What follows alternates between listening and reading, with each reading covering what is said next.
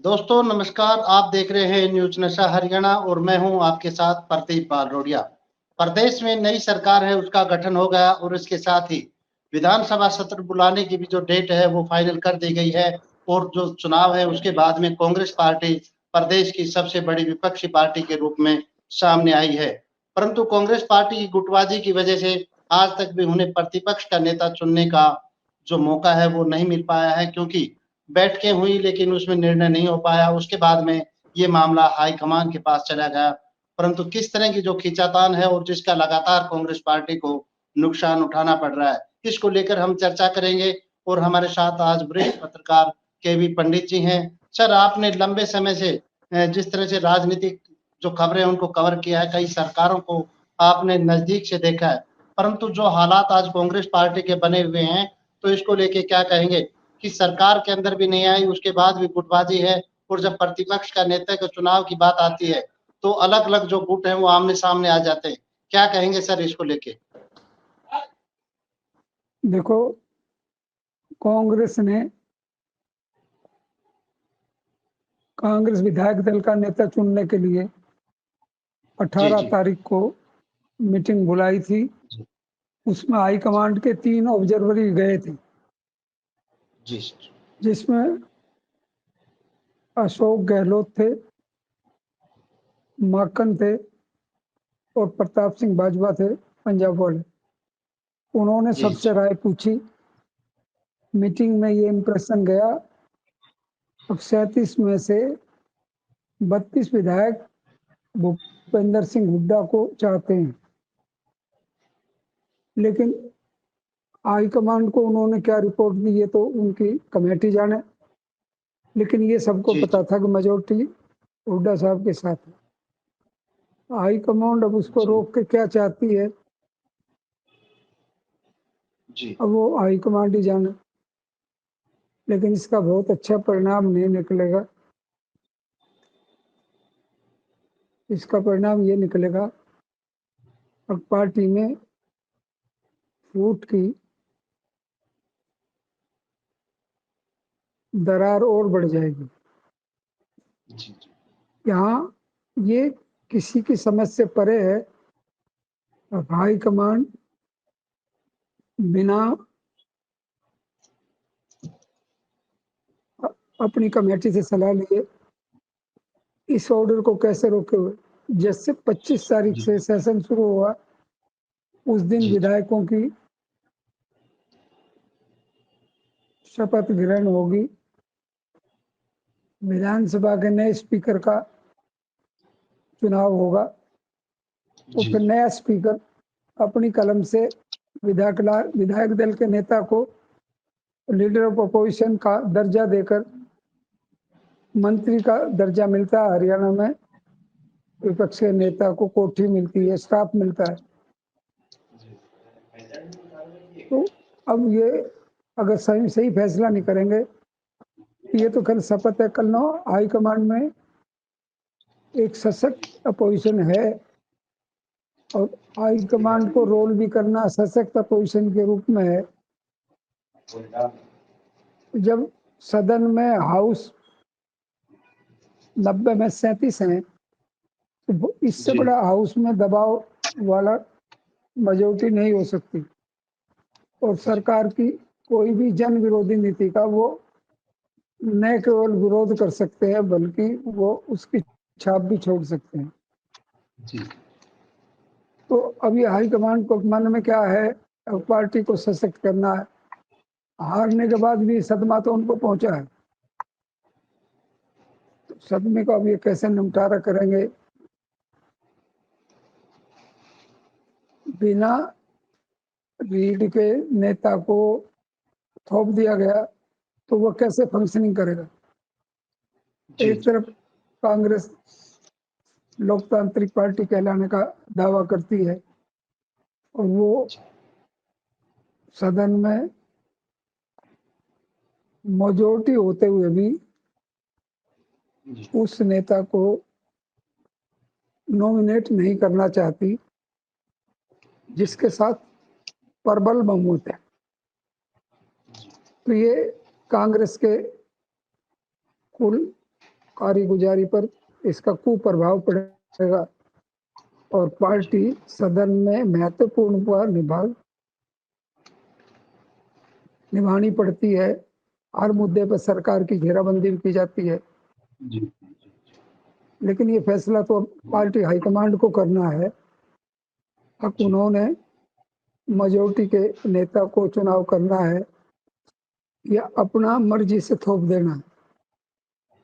उसका उसकी सेहत पर बड़ा कुप्रभाव पड़ेगा, पार्टी के फंक्शनिंग पर। अभी ये देखने की बात है कि हाईकमांड क्या फैसला करती है। इतने दिन डिले करने का मतलब तो ये है कि कुछ ना कुछ उनके मन में और है। वो क्या करना चाहते हैं वो तो अब वही जाने। लेकिन मेरा ये कहना है, लोकतांत्रिक पद्धति को छोड़ के या मेजोरिटी वाले नेता के नाम को छोड़ के अन्य नेता को चाह रहे हैं, तो मुझे नहीं लगता कांग्रेस प्रभावशाली भूमिका विपक्ष के रूप में कर सकेगी। इसका जी लाभ तो रूलिंग पार्टी को तो पहुंचा है, उनका मनोबल बढ़ा है। अब कांग्रेस में एक बात से डर था, 37 विधायक है 90 में से, लेकिन अब जी लगता है कि इसमें फूट भी है। उस फूट का वो पार्टी चाहेगी बढ़ावा, और in the long run Congress में फूट, ये ये बहुत बड़ी बात साबित होगी आखिरी में। कांग्रेस को एक मजबूत विपक्ष के रूप में काम करने की उन्हें जो मौका मिला है उसका वो लाभ उठा सकेंगे।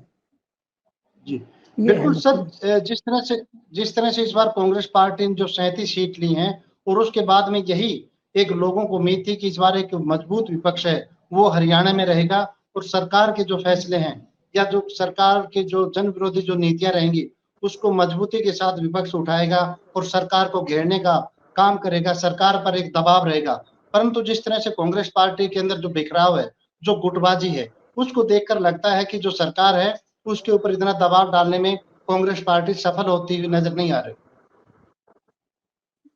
कांग्रेस पार्टी पर जब सरकार ने आर के खुल्लर को अपना चीफ प्रिंसिपल सेक्रेटरी चुना, अपॉइंट किया, और उसमें कैबिनेट जी रहने की रैंक देने की बात हुई, तो रूलिंग पार्टी जी में ही मंत्रियों ने उसका विरोध किया और 2 घंटे में उसका जी ऑर्डर वापस ले लिया गया। अब हाई जी कमांड अगर थोपेगी और कांग्रेस के विधायक दोबारा से प्रस्ताव पास करके भेज देंगे तो क्या करेगी हाई कमांड? उस नेता की जी क्या हालत होगी जो बिना मेजोरिटी के थोपा गया?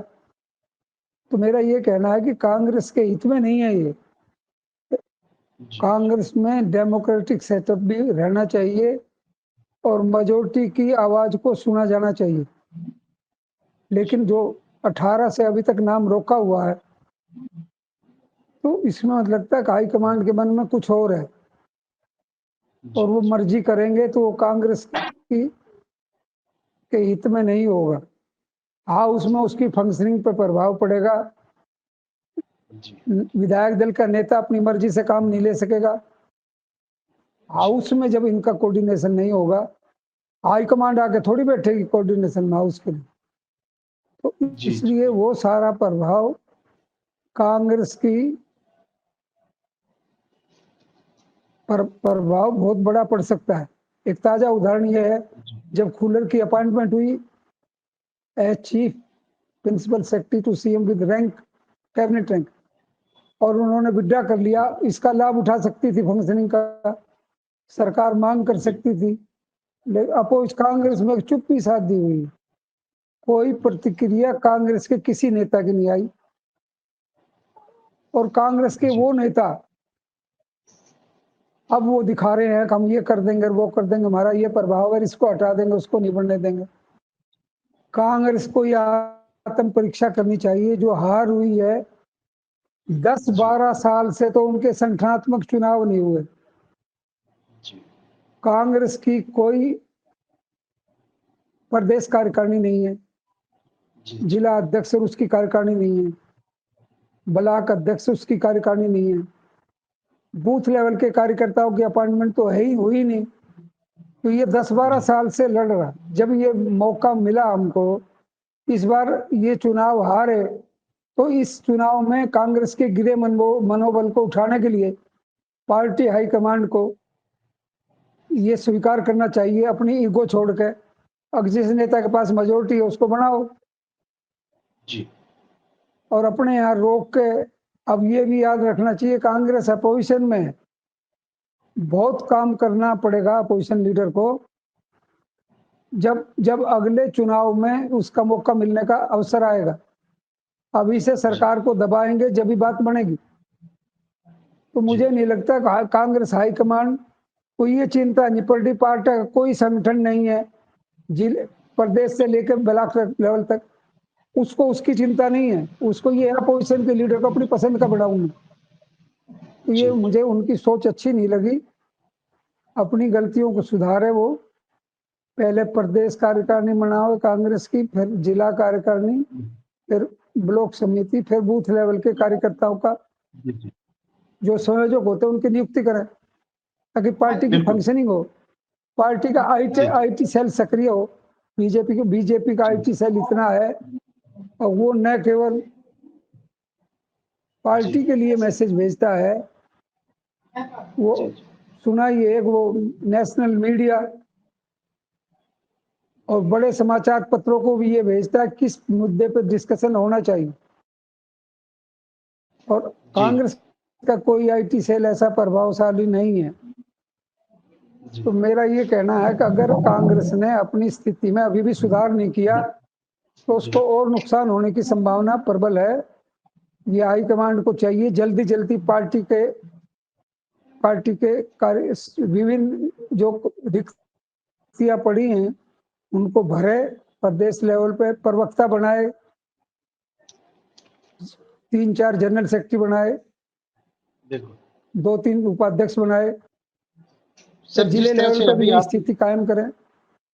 जी। तो मेरा ये कहना है कि ये सारा जो सिस्टम है हाईकमांड ने अपने हाथ में ले रखा है, ये अच्छा नहीं लगा हमको। लटकाने की बात है और हार से उन्होंने कोई सबक नहीं लिया, ये भी इससे सिद्ध होता है। और आप हमसे जुड़े रहने के लिए सब्सक्राइब करें YouTube पर, फॉलो करें ट्विटर पर और लाइक करें Facebook पर। और ज्यादा जानकारी के लिए आपको टाइप करना होगा सिर्फ न्यूज़ नशा।